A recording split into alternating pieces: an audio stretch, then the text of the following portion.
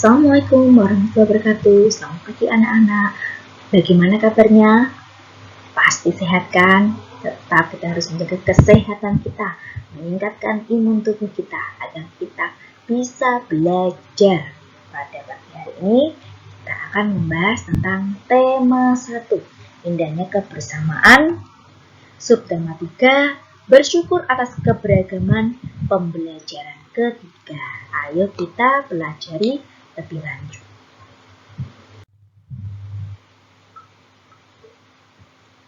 Sebelumnya kamu telah belajar tentang permainan bakia. Saya sudah baca ya kemarin ya tentang permainan bakia. Permainan yang membutuhkan kerjasama karena satu pasang sandal dipakai lebih dari satu orang, mungkin 2 atau 3 orang. Bagaimana mereka bisa menjalin kekompakan tersebut dan mencapai tujuan, yaitu finish, dan agar mereka menang. Menarik bukan? Kamu tentu senang dapat mencobanya. Permainan tradisional lain yang cukup menarik adalah engklek. Tahu engklek? Tahukah kamu permainan ini? Ya, mungkin agak asing atau mungkin pernah tahu, atau dikatakan mungkin undamanda. Nah, mungkin di lapangan sekolah kita sudah ada ya, kalian pasti sering bermain itu dulu ketika masih kita tatap muka. Sekarang kita daring, jarang sekali kita menggunakan latihan tersebut ya. Ayo kita coba bersama-sama. Nah, ini masih ingat ya, ini gambarnya tentang engklek atau undamanda. Pernahkah kamu bermain engklek? Permainan ini adalah permainan tradisional yang sangat banyak dimainkan oleh anak-anak di Indonesia. Engklek merupakan permainan lompat pada bidang datar yang digambar di atas tanah. Permainan engklek biasa dimainkan oleh 2-5 orang. Mau tahu cara bermainnya? Ayo kita coba. Nah, ini cara permainan engklek. Jumlah pemain 2-5 orang. Peralatannya gacok atau pecahan genting, kemudian kapur atau tepung untuk garis batas, atau ya kalau di sekolah sudah dicat ya di atas pamping, jadi kalian tinggal menggunakan gacok tersebut. Cara bermainnya yaitu lompatlah dengan menggunakan satu kaki di setiap petak yang telah digambar. Kemudian siapkanlah gacok sebelum bermain. Lanjut, lemparkanlah gacok ke salah satu petak. Lalu petak yang ada gacoknya tidak boleh diinjak atau dilewati oleh setiap pemain. Selanjutnya itu lompatlah ke petak berikutnya dengan satu kaki mengelilingi petak yang ada. Kemudian pilihlah sebuah petak yang dijadikan sawah setelah menyelesaikan satu putaran. Petak itu boleh diinjak dengan kedua kaki. Pemain lain tidak boleh menginjak petak itu selama permainan. Pemain yang memiliki sawah yang paling banyak adalah pemenangnya. Nah, itu cara bermain engklek atau mungkin undamanda. Bisa ya, anak-anak ya.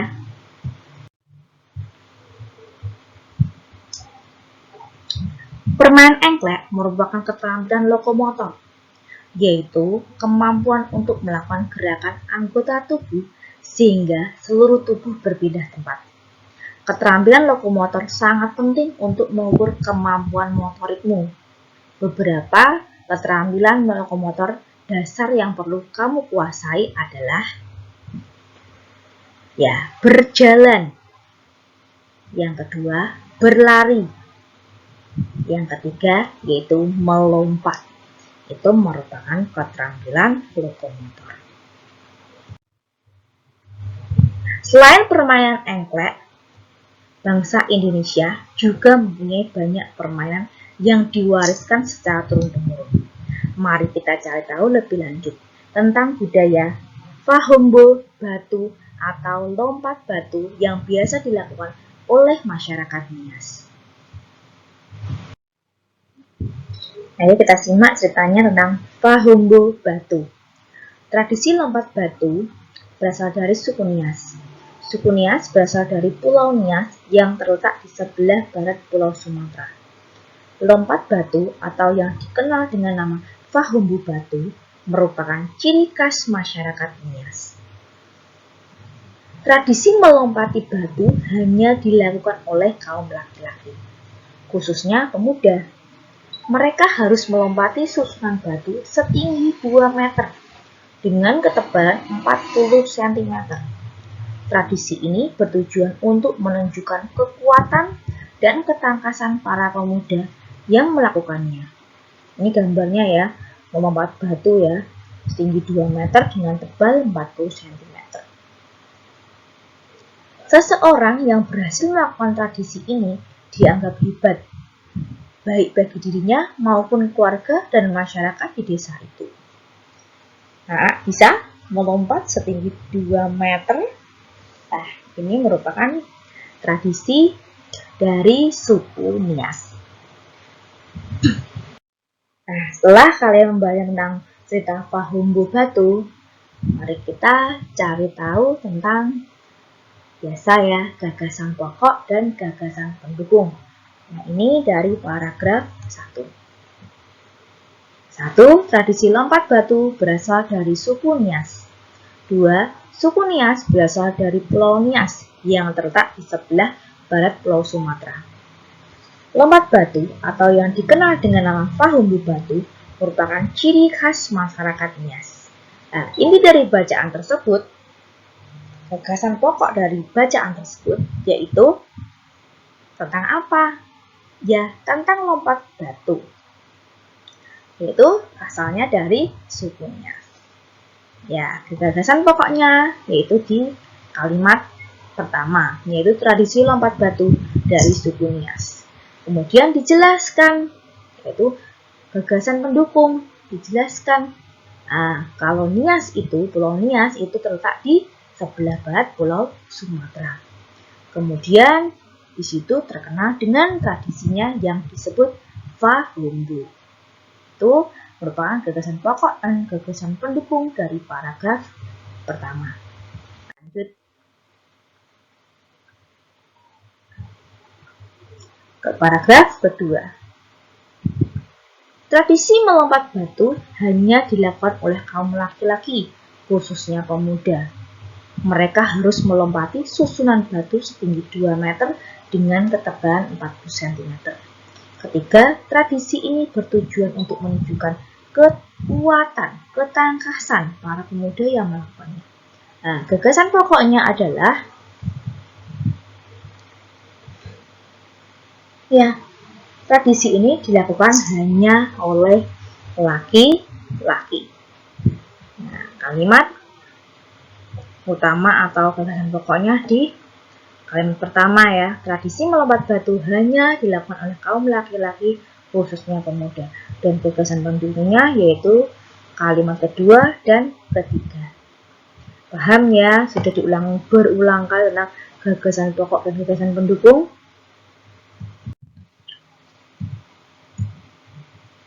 Beberapa permainan tradisional membutuhkan teriakan pemainnya. Semakin banyak yang berteriak, semakin banyak pula suara yang kita dengar. Kenapa sih setiap permainan perlu teriakan? Ya mungkin ya, agar teman tersebut semangat dan teriak ya. Tidak cuma permainan tradisional, ya mungkin kalian melihat pertandingan bola, pertandingan badminton atau bulu tangkis, kalau disorai, diteriaki dan beri semangat, mereka bisa meningkatkan semangat mereka dan menjadi menang. Nah, kali ini tentang bunyi ya. Pernahkah kamu mencoba berteriak di lapangan? Apa yang terjadi? Bandingkan juga ketika kamu berteriak di kamar mandi. Apa perbedaannya? Coba ya, berteriak di lapangan atau di luar di halaman rumah, kemudian berteriak di kamar mandi. Dan bedakan.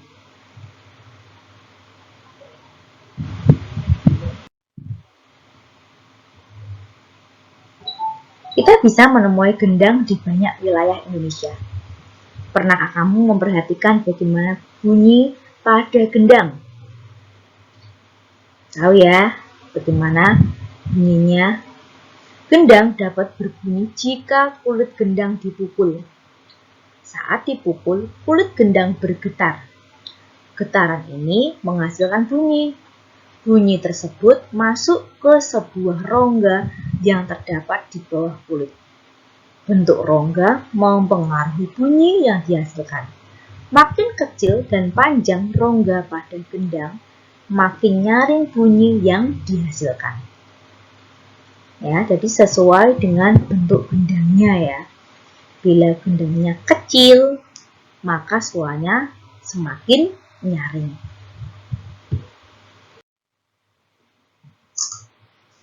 Pemantulan dan penyerapan bunyi. Bunyi dapat dipantulkan dan diserap. Nah, ini yang pertama tentang pemantulan bunyi.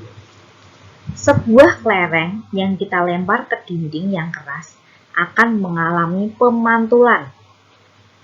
Pernah ya, mungkin melempar kelereng di dinding, kemudian akan kembali lagi, itu namanya memantul. Demikian juga dengan bunyi. Bunyi juga dapat memantul jika dalam perambatannya dihalangi oleh benda yang permukaannya keras, seperti kayu, kaca, dinding, atau besi. Ya, sama tadi kan, kalau kelereng itu benda padat juga bisa memantul, kemudian ini bunyi juga bisa memantul. Berikutnya penyerapan bunyi. Apa itu penyerapan bunyi? Bunyi juga dapat diserap.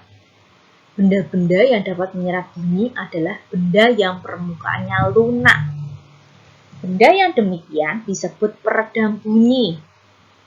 Misalnya karpet, goni, kertas, kain, busa, dan wol. Benda-benda tersebut dapat digunakan untuk mencegah terjadinya gaung atau kerdam. Dinding dan langit-langit gedung pertemuan, studio rekaman, dan gedung bioskop dilapisi dengan bahan-bahan tersebut supaya tidak terjadi gaung atau kerdam. Siapa yang pernah nonton bioskop? Nah, di dinding-dindingnya mungkin ketika belum mulai ya, kalian lihat di dinding-dindingnya itu terdapat mungkin karpet ya. Kenapa dilapisi karpet? Agar tidak terjadi gaung atau kerdam. Jadi suaranya bisa bagus di dalam situ. Tidak menggenang. Selanjutnya tentang macam-macam bunyi pantul. Yang pertama yaitu gaung atau kerdam yang tadi dijelaskan ya. Gaung atau kerdam terjadi karena bunyi yang dipantulkan oleh dinding yang jaraknya tidak jauh dari sumber bunyi. Hal itu menyebabkan datangnya bunyi pantul bersamaan dengan bunyi asli yang belum selesai diucapkan. Akibatnya, bunyi pantul mengganggu bunyi asli sehingga suara yang terdengar tidak jelas. Misalnya, suaranya mau memanggil temannya, Ardi, nah mantul, belum sampai selesai Ardi, Yusuf tengah meliar, nah itu akan kembali lagi suaranya. Jadi suara yang didengar, yang kita dengar tidak jelas. Ya, itu akibat dari gaung atau kerdam. Lanjutnya yaitu gema. Gema terjadi karena bunyi yang dipantulkan oleh dinding yang jaraknya jauh dari sumber bunyi. Hal itu menyebabkan datangnya bunyi pantul setelah bunyi asli selesai diucapkan. Jadi, bunyi pantul yang terdengar lengkap sesudah bunyi asli. Gema sering terjadi di gua-gua, lembah-lembah, dan bukit-bukit yang jaraknya jauh serta permukaannya keras dan rapat. Selain itu, gema juga dapat dipergunakan untuk mengukur kedalaman jurang atau gua. Nah, ini misalnya kamu mungkin pernah ya di daerah gua atau lembah atau mungkin bukit ya, jalan-jalan bukit. Memanggil temannya, halo, ada yang akan kembali. Itu bunyi halo. Nah, itu namanya gema. Beda dengan tadi gaung atau kerdam. Belum selesai halonya, sudah kembali, maka tidak terdengar jelas. Namun kalau gema, bunyi yang kalian ucapkan akan kembali lagi menirukan ucapan kalian tersebut. Coba mungkin kalau kalian jalan-jalan di daerah perbukitan, ya, coba bilang halo atau hai, nanti akan menyaut juga. Kalian anggap orang lain, padahal itu suara kalian akan kembali lagi. Ya, demikian paham anak-anak ya tentang perbedaan bunyi dapat diserat dan bunyi dapat dipantulkan, yaitu berupa gaung atau perdam dan gema. Nah, demikian pembelajaran pada pagi hari ini. Tema 1 indahnya kebersamaan, subtema 3 dan pembelajaran ketiga. Wassalamualaikum warahmatullahi wabarakatuh.